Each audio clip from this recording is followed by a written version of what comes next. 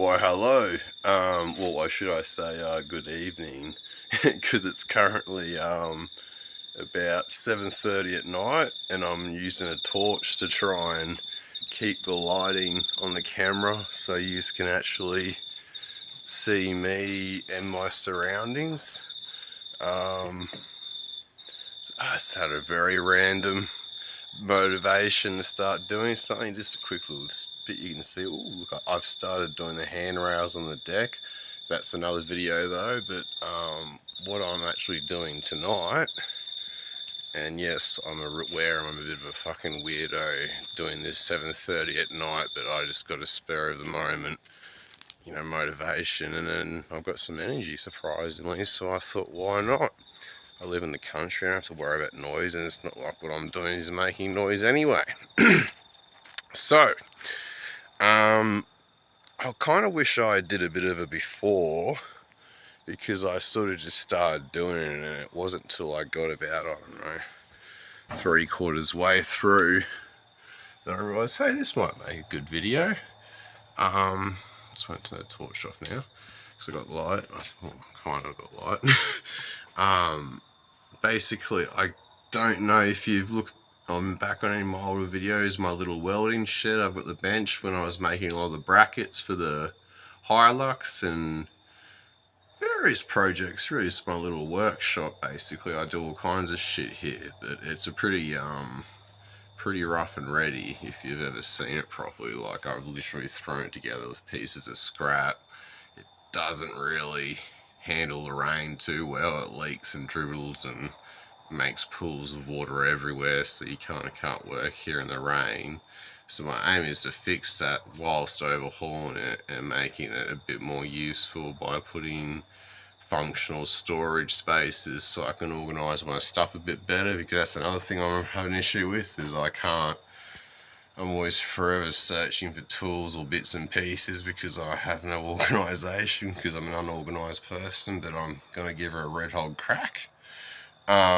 So it's kind of hard to get a good, perspective, but if you've been watching my channel a while, you would have realised how disastrous and messy and shit it was in this little shed. So let's turn around and stop rambling, which I might just take it off my face because that's unnecessary. Rightio. So you can see here, this is my little welding shed that I built. Usually they'll be, because obviously if you watch my channel, you know I'm off grid.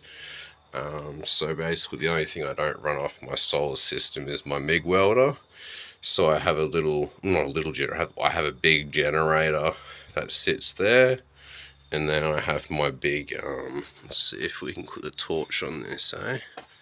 Come on, we should be able to, yeah, there we go. So you can come out here, there's my big MIG welder, She's a bit of an ancient beast. There's she's a gas one, I like gas welds. So basically if I do any thick steel welding, this is where I come in to do, because this thing's a bit of an industrial machine. She's a bit ancient, she's from the 80s.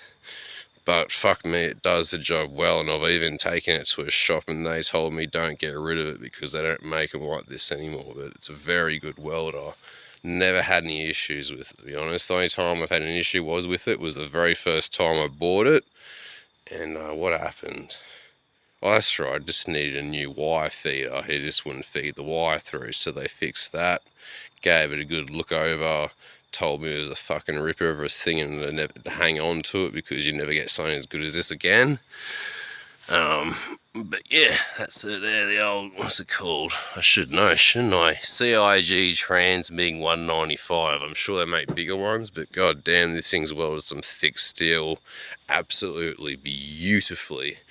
And it's a breeze to use, so I'll stop rambling about that. But yeah, so basically what I'm doing is the same setup. Just going to put the generator back there, have the welder there. If you can see down here, I've got an exhaust fan, because obviously having a petrol generator indoors is not a great idea without proper ventilation. So that's a fan off, and that's an old thermo fan off a car, and it does the job fine. And just as the double precaution, I've got to change this out. Actually, I used to have a thermo fan here as well. This is actually a ceiling fan from a house, which does all right because I was trying to double purpose of having a light here as well as a fan, but I prefer to have a nice fast DC thermo fan. So basically that bottom one sucks all your petrol fumes away, and that sucks all your welding fumes away, you know, and a bit of petrol fumes too properly. Obviously you leave the door open when you're welding. But it's served me very well, this little welding shed. You can see it's seen better days. She's a bit banged up. Like before I moved it here, it used to be on a different part of the property and I didn't have it like pegged or anything to the ground. And I had a massive windstorm that came through and it lifted it up in the air, threw it against the tree, and then smashed her on the ground. So there was a few bit of panel beating I had to do. Another thing you might notice, I'm sure you have noticed it quite clearly, this is all burnt. That wasn't actually from the fire in here. That was because before I built this shed again, I used to use that as a fire shield when I used to burn like any excess timber or whatnot in the property, so that's why that's black. However, the black parts you see here and on the ceiling there, that is recent. Wasn't a fire in here. What happened is a bit of a very stupid lapse of judgment from me. It was a bad day. My aggression levels weren't quite at a manageable point. There was a bit of a tipping point, and I was walking in here to grab a spanner, and I got attacked by about 3 wasps who stung me all over my face. I think one was near my eye, and it really fucking stung, and they didn't go away quick, the sting. It was pretty persistent, so I kind of took a bit of revenge, found them, got myself an aerosol can and a lighter, and kind of just, I'm sorry if there's anyone out there that, you know, thinks it's mean, but it is what it is. I kind of went crazy with the aerosol and just burnt the fuck out of them, and then also just sort of, because I was pissed, sort of burn around everywhere else. Nothing seemed to catch fire. I checked that. I had a hose on standby despite how angry I was, which is good I had a hose on standby, to be honest, because I started walking away, and as I was walking away I heard a huge explosion, and I was like, fuck, it nearly threw me to the ground in shock. I was just like, fuck me dead, what just happened there? And yeah, from my little angry flamethrower thing, there was an aerosol can on the table which I didn't take note of, and I melted the spray head off of it. So by doing that, then that spray can was spraying a small amount of flame, which then caused that can to explode. And then from that explosion, because of the amount of rubbish and bullcrap and plastic and just all kinds of shit I had on that bench, it erupted in flames pretty damn quickly. So it's a good lesson to keep your workbenches clear, I guess, or good lesson to me. And I can show you some more damage that it did, because obviously it had timber, like fence palings covering in front, so it gives me privacy. And I'll show you what happened to them. Oh, actually, before I show you them, we'll take off my face. So you can see here, the really low shitty roof that I originally put here is covered in fucking obviously black soot. And this sheet here is steel, as is this one. This one, however, is an aluminium sheet, and the heat just was hot enough that it started to melt, and you can see here how it's just melted, come apart, and started just to droop down. It was literally dripping fucking aluminium on the ground, so it shows you how hot it was. I know aluminium's not the highest, melting point, but still, it was hot enough that it smelted that aluminium sheet. This whole table was on fire. And you can see at the front here, you can see all the burnt palings as the flames started to billow out the front. Luckily, despite how bad it looks, luckily there wasn't really anything else around it that could have caught fire, because there was no fuel cans, there was no gas bottles. There was the only thing, there was a bit of firewood there on the ground, but it was really wet because it had rained a couple of days before. And apart from that, it was just grass. So I know I didn't just let it burn. I'm not stupid. I put it out. But it's just a lesson to, yeah, we all do it, but just be a bit careful, eh? Because learn from my mistakes, I guess. I'm lucky it didn't get any worse than this. But anyway, I've gone way off topic. Basically, even if that fire didn't happen, this shed needs an overhaul. So what I'm doing, obviously you can see I've cleared my workbench off mostly. And because I do mostly welding here, I'm going to put a piece of fibro on top of this bench. That way I don't have to worry about burning the timber or anything, because what I used to do is just literally find a piece of fibro laying around and just chuck it on the bench somewhere where and put what I'm welding on top of it. And it's just like, well, if I'm doing that all the time, I might as well just cut a piece out and make the bench a fibro bench, because you can still use it as a normal bench with fibro. I'll leave the timber there obviously to make sure it's nice and solid. But yeah, so we put a piece of fibro there. We'll probably obviously put the proper exhaust fan there. Another thing I'm doing is I'm laying pavers down in here. So I sort of jumped the gun a bit because I didn't think of making a video, but you can see here I've got some pavers there.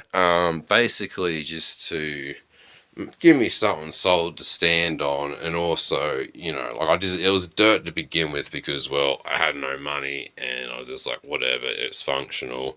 But the only problem is every time it rains, water runs through the door here and it just turns into a giant mud pit, and you can't work in mud. So, and also it's not good just with the moisture and whatnot. So yeah, I've just laid some sand down, as you can see here. I know it's not perfect, I really don't give a fuck. I've just sort of given it a rough screed with a bit of timber.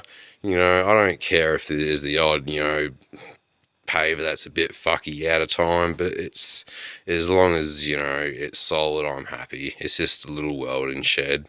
So yeah, it's probably about 8 o'clock now, so let's start paving at 8 o'clock.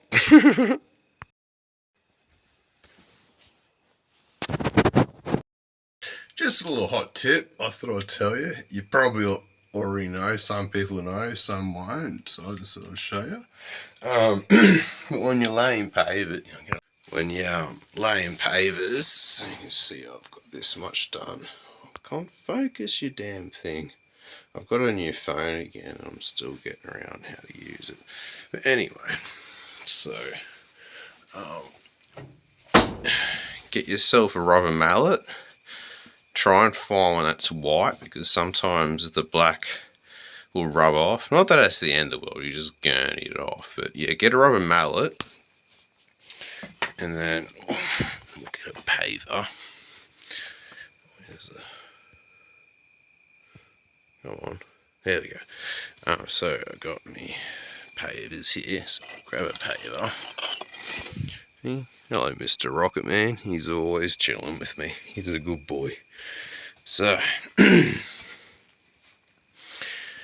with the pattern I'm doing a real just your simple, stupid pattern of, dirt, dirt, dirt, dirt. I really don't care about fancy shit here. So, but as you can see, when you put it down, see how it moves a bit? So what you do, because there's sand underneath, you just get your rubber mallet. Don't have to flog it, but just give it a, just make sure you tap around, give it a little feel where, make sure you tap, because sometimes, like I said, I've made this pretty rough. Generally speaking, if you screed it out perfectly, there isn't an issue. Because I'm rough, you know, it's a bit, how'd you father it? That's pretty good now. So you just got to tap it around the right place, and it just sort of beds it in the sand and holds it nice and steady, so when you walk on it, they're not moving and rocking.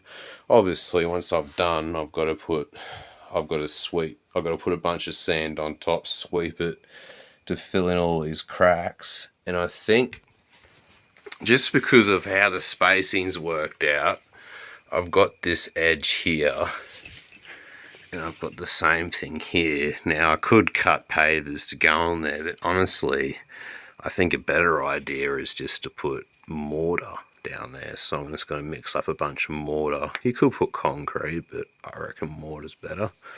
And we'll just fill that with mortar, and that'll give it a nice clean edge, and that'll help hold all the pavers in place so they won't want to move.